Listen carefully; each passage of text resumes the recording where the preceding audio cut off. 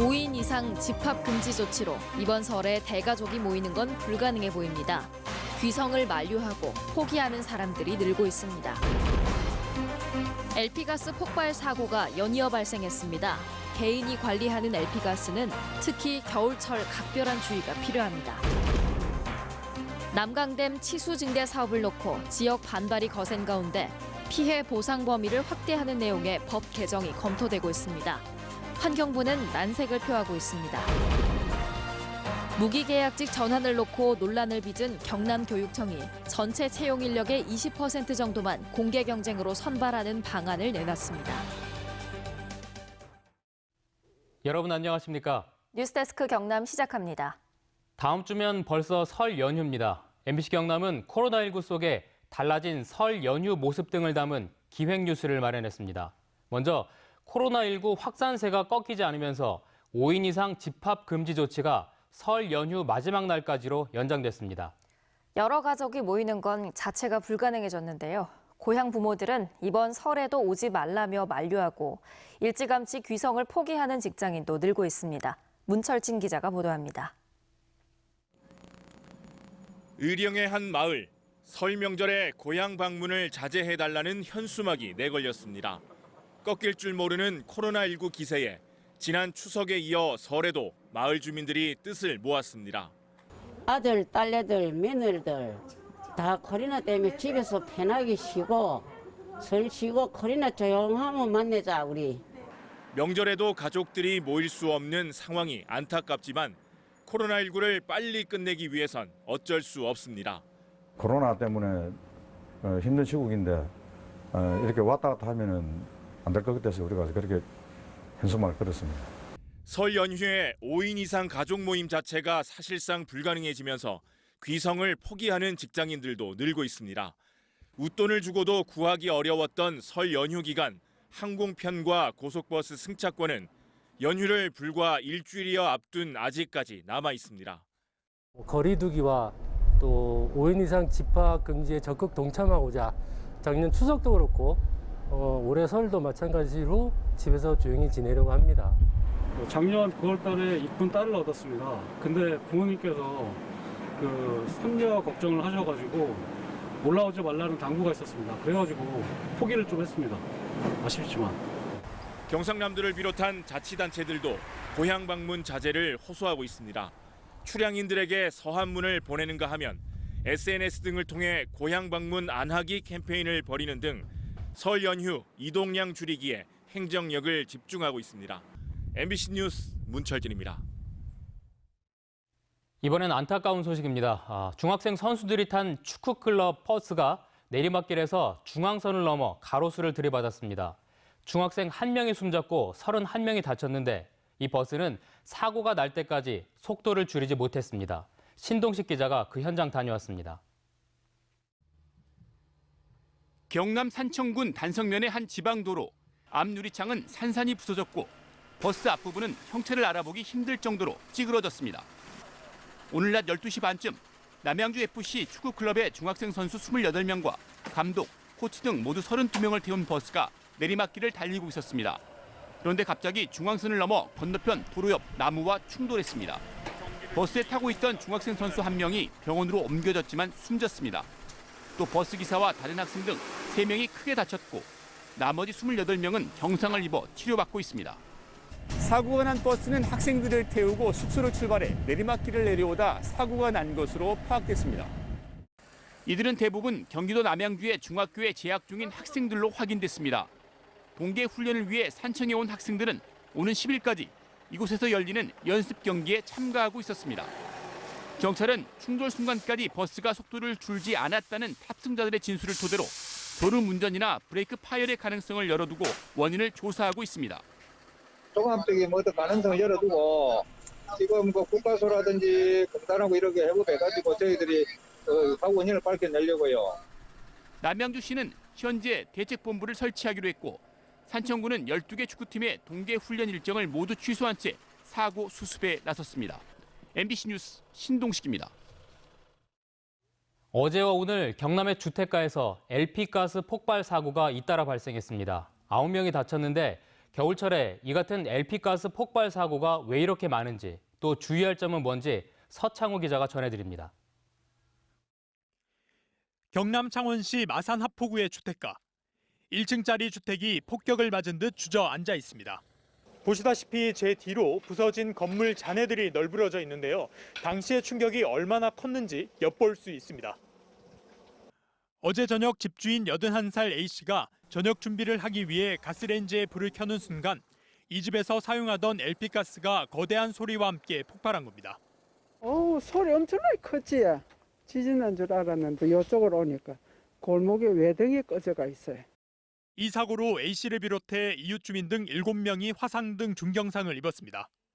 경찰은 해당 주택의 온수기를 가스에서 전기로 교체하다 LP가스가 샌 것으로 추정하고 있습니다. 경남 의령에서도 비슷한 사고가 발생했습니다. 오늘 오전 아침 식사를 준비하던 83살 B씨가 가스레인지를 켜자 폭발했습니다. 가스 밸브에서 누수가 되어 가스를 사용하다 보니 갑자기 가스가 폭발되어 주변에 있던 이불로 연소되었다고. LP가스의 경우엔 가스레인지에 직접 연결해서 사용하다 보니 밸브나 연결 부위가 오래돼 부식되면 가스가 새어나와 사고 위험이 높아집니다. 밸브 부분 연결 부위에 이제 비눗물을 칠해서 새는지 안 새는지 확인하시는 게 중요하고요. 이제 외부 환경에 바로 노출이 되게 되면 금방 이제 부식이 된다든지 이제 성능을 못할 수 있는 상황들이 발생을 하기 때문에. 최근 5년간 전국에서 발생한 LP가스 사고는 모두 348건. 이 중 30%가 난방 사용이 급증하고 추운 날씨로 환기가 잘 이루어지지 않는 겨울철에 발생했습니다. MBC 뉴스 서창우입니다. 홍수로 인한 남강댐의 붕괴를 막는다면서 정부가 방류량을 늘리려고 하자 어민과 진주시가 반대하고 있다는 소식 전해드렸습니다. 이번엔 사천시 의회에서도 반대하고 나섰습니다. 이 소식은 이종승 기자가 취재했습니다. 극한 홍수에 따른 난강댐 붕괴를 막기 위해 환경부가 내놓은 대책은 사천반 제 24개와 남강 여수로 1개를 신설해 최대 계획 방류량을 2배 가까이 늘리겠다는 것. 이에 대해 댐 하류 어민들은 삶의 터전이 무너진다며 반발하고 진주시도 수로 신설을 반대하고 있습니다. 이런 가운데 사천시 의회가 의회로는 처음으로 치수정대 사업 반대 결의문을 채택했습니다. 어민들과 시민들을 수수를 주지 못하는 치수정대 사업은 사천시 의회에서도 이건 한 분 한 분 적극적으로 반대할 것을 천명했던 바가 있습니다. 현재 난강댐 방류에 따른 일부 피해 보상을 받을 수 있는 유일한 근거법인 댐 건설 및 주변 지역 지원 등에 관한 법률이 있지만 댐 주변 지역 5km로 한정돼 있습니다. 사천은 3개 면과 남해읍 일부 지역만 혜택을 받는 상황. 때문에 어업 피해가 큰 사천만과 남해 강진만까지 피해 보상 범위를 확대하는 내용의 법 개정이 대안으로 적극 검토되고 있습니다. 하류 지역 어업 피해 지원을 위한 제도 개선으로 직접 피해가 발생하는 사천만, 강진만까지 확대가 필요할 것으로. 하지만 어업 피해 보상은 지난 1969년 난강댐 건설 때 끝났다는 게 환경부의 공식 입장입니다. 또 난강댐만을 감안한 법 개정에 타 지역이 선뜻 나설지도 난관이 될 전망입니다. MBC 뉴스 이종승입니다. 무기계약직 전환을 놓고 논란을 빚은 방과후 학교 자원봉사자에 대해 도교육청이 전환심의위원회를 거쳐 합리적 방안을 도출하겠다고 밝혔었는데 전체 채용 인력의 20% 정도만 공개 경쟁으로 선발하는 방안을 내놔 눈 가리고 아웅이란 지적이 나오고 있습니다. 부정석 기자가 전합니다. 경남교육청이 최종 확정한 방과후 학교 전담 인력 채용 방안입니다. 우선 방과후 학교 자원봉사자 334명 가운데 2017년 7월 20일 이전에 근무했던 163명이 면접을 거쳐 전환되고 미전환자 171명 가운데 60%인 102명은 필기시험과 면접을 통해 채용됩니다. 나머지 정원인 80여 명만 일반 공개 경쟁으로 선발됩니다. 고용의 안정성과 채용의 공정성을 동시에 확보하고 정책의 취지를 살리는 합리적인 방안이라고 판단해서 전적으로 수용하기로 했습니다. 3단계로 나눠 채용한다지만 1, 2단계 탈락자는 극히 일부라는 게 교육청의 입장. 사실상 현 자원봉사자 중 80%가 전담 인력으로 전환되는 셈입니다. 당장 기존의 방침과 크게 달라진 게 없다는 지적이 나옵니다.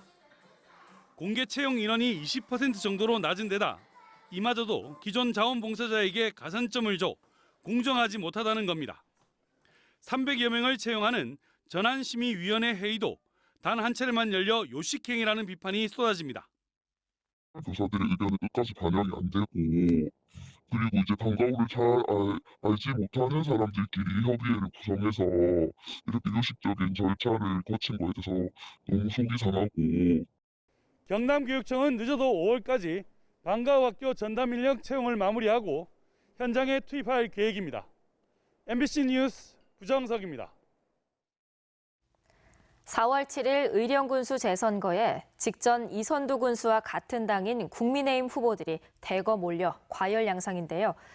현직 국민의힘 의령군 도의원도 오늘 의원직을 사퇴해 의령은 군수와 도의원을 한꺼번에 뽑아야 할 상황입니다. 군민 혈세만 10억 원 이상 들게 생겼습니다. 김태석 기자가 보도합니다. 손호연 경남도의원이 의원직을 사퇴하고 의령군수 재선거 출마를 선언했습니다.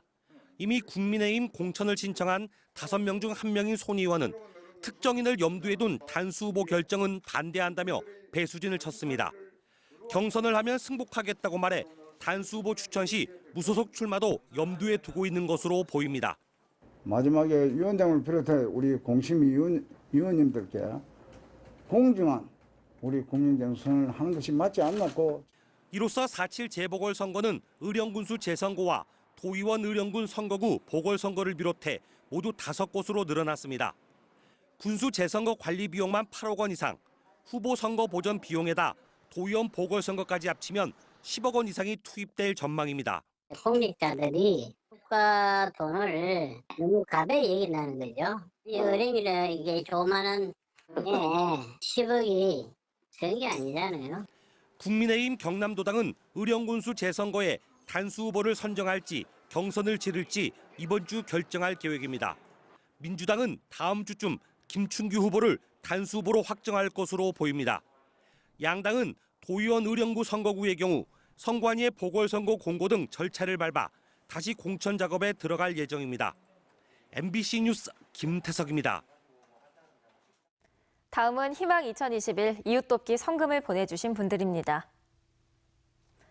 창원시 마산회원구 마산 기만과 직원들 80만 원, 하천군 청덕면 중적포 손재춘님 30만 원, 한국해양환경문화보존협회 이사장 국휘원님, 합천군 삼가면 두모마을 안재영님, 진주시 문산 파란채 입주자 대표 회장 최의철님과 주민들께서 20만 원씩 보내주셨습니다. 합천군 적중면 횡보마을 이장 홍점랑님과 주민들, 죽고마을 이장 김봉길님과 주민들, 거창군 남상면 명산동 경로당 회원들, 합천군 삼가면 외동마을 비룡요리왕 여은성님께서 10만 원씩 보내주셨습니다. 합천군 삼가면 옥동 경로당, 사천 원살수차, 사천시 선구동 팔통 통장과 주민들, 진주시 운문 경로당, 운문 마을회관에서 10만 원씩 보내주셨습니다. 성금을 보내주신 분들께 감사드립니다.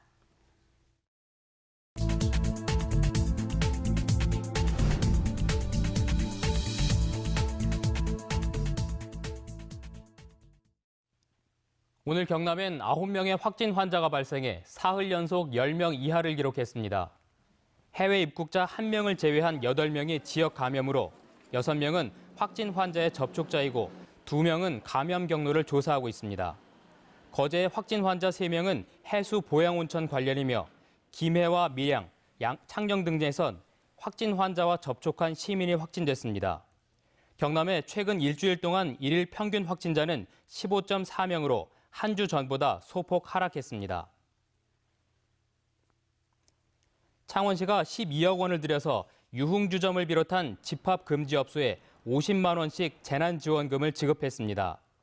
지난해 11월 말 창원시의 선제적 거리두기 2단계 조치에 따라서 집합금지 행정명령이 내려졌던 유흥주점과 노래연습장, 목욕장업 등 3천여 곳이 지원 대상입니다. 오는 7월 자치경찰제 시행을 앞두고 시도지사 협의회가 시도지사의 인사권 강화 등을 핵심으로 한 공동 요구 사항을 행정안전부에 건의했습니다. 김경수 도지사 등은 오늘 전해철 행정안전부 장관을 만나서 자치경찰제와 관련해 시도지사의 의견이 반영되지 않았다면서 유감을 표한 뒤 시도지사의 인사권 강화와 시도 자치경찰위원회 사무기구의 조직, 인력의 자율성 확대 같은 6개 건의사항을 전달했습니다. 유니세프 한국위원회가 공인하는 아동 친화 도시에 경남에선 최초로 김해시가 선정됐습니다. 아동 친화 도시는 UN 아동 권리 협약에 따라 아동의 권리를 실현하고 아동의 의견을 지역의 공공정책과 예산 등에 충실히 반영하고 있는 도시를 의미합니다. 김해시는 앞으로 4년 동안 아동 친화 도시 자격이 유지됩니다. 수소산업특별시를 선포한 창원시가 스마트 수소산업 경쟁력과 전문성을 강화하기 위해 오늘 LG유플러스와 업무 협약을 맺었습니다.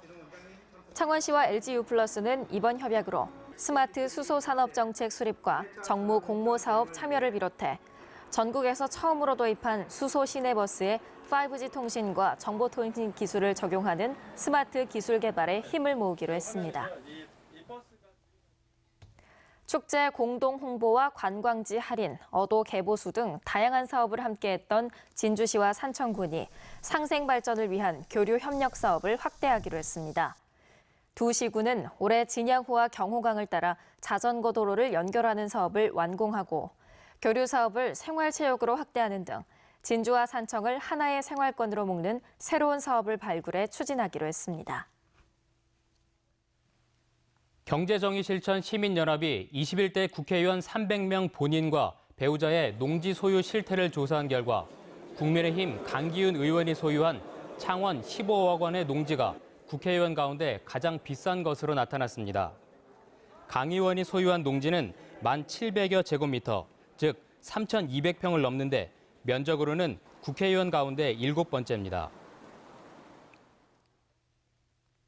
김해시가 다자녀 가구에 전세자금 대출 이자를 지원하는 시책을 올해 처음 도입합니다. 지원 대상은 만 18살 이하인 자녀가 3명 이상인 가구 가운데 기준 중위소득이 180% 이하인 무주택 가구에 전세자금 대출 잔액의 1.5% 그리고 최대 100만 원까지 대출 이자를 지원하며 이르면 올 하반기부터 지원합니다. 오늘 오후 3시쯤 중부 내륙고속도로 대구 방면 7원 분기점 인근 갓길에 있던 5톤 트럭을 25톤 트레일러가 들이받았습니다. 이 사고로 인명피해는 없었지만 트레일러가 모두 불에 탔습니다. 경찰은 트레일러 운전자 47살 A씨가 졸음운전을 하다가 추돌한 것으로 보고 정확한 사고 원인을 조사하고 있습니다. 2021 함양 산삼 항노화 엑스포 조직위원회는 관람객 유치를 위해서 오는 4월 30일까지 엑스포 입장권을 어른 40%, 청소년 43%, 어린이는 60% 할인된 가격에 판매합니다. 또 입장권 예매자에게 인근 14개 시군 75개 유료 관광 숙박시설 할인 혜택도 주기로 했습니다. 함양 산삼 엑스포는 오는 9월 10일에 개막합니다. 탄소 중립이 새로운 글로벌 의제로 대두되는 가운데 경상남도가 기후위기 극복을 위한 보조금 지원 사업 공모를 시작합니다. 도는 올해 기후 대기 분야 예산을 지난해보다 1,000억 원 증액된 2,657억 원 편성했으며 전기자동차 보급과 어린이 통합 차량 LPG 교체, 슬레이트 철거 및 처리 지원 사업을 추진할 예정입니다. 창녕군이 유네스코 생물권 보전지역 등재를 위해 유네스코 생물권 보전지역 한국위원회 사무국에 예비 신청서를 제출했습니다. 생물권 보전지역은 유네스코가 세계적으로 뛰어난 생태계가 있는 지역을 대상으로 생물 다양성의 보전과 지속 가능한 이용 방안을 모색하기 위해서 국제적으로 인정한 곳입니다. 코로나19 속에서도 함양군의 이웃돕기 사랑의 온도가 158도로 역대 최고를 기록했습니다. 함양군에 따르면 희망 2021 나눔 캠페인에서 모금된 금액은 1억 3,940만 원으로 목표액 8,800만 원보다 훨씬 많았습니다. 경상남도는 도시재생 뉴딜 사업의 하나로 2024년까지 경남 1,200여 가구의 집 수리 사업을 추진합니다. 도는 도시재생사업지구에 30년 이상 된 노후주택을 대상으로 창호 교체와 지붕 개량, 담장 수리 등의 수리비를 지원하며 2024년까지 104억 원을 들여서 4,600여 명의 도민들의 주거 환경을 개선해 줄 계획입니다. 올 상반기에 조선업 경기는 밝지만 일자리는 줄어들 것이라는 전망이 나왔습니다. 한국고용정보원 등이 발표한 2021년 상반기 일자리 전망에 따르면 조선업 일자리는 코로나19와 건조량 감소로 지난해 같은 기간보다 5.6%, 약 6천 명 정도 줄어들 전망입니다. 다만 올해는 온실가스 배출권 규제 등으로 선박의 발주량이 늘 것으로 예상했습니다. 올해 동남권 수출은 지난해보다 12.3% 증가할 거라는 전망이 나왔습니다. BNK 경제연구소의 2021년 동남권 수출 전망 보고서에 따르면 올해 수출액은 글로벌 경기 개선 등으로 1,160억 달러를 넘어설 것으로 예측했습니다. 네, 뉴스데스크 경남 모두 마칩니다. 여러분 고맙습니다.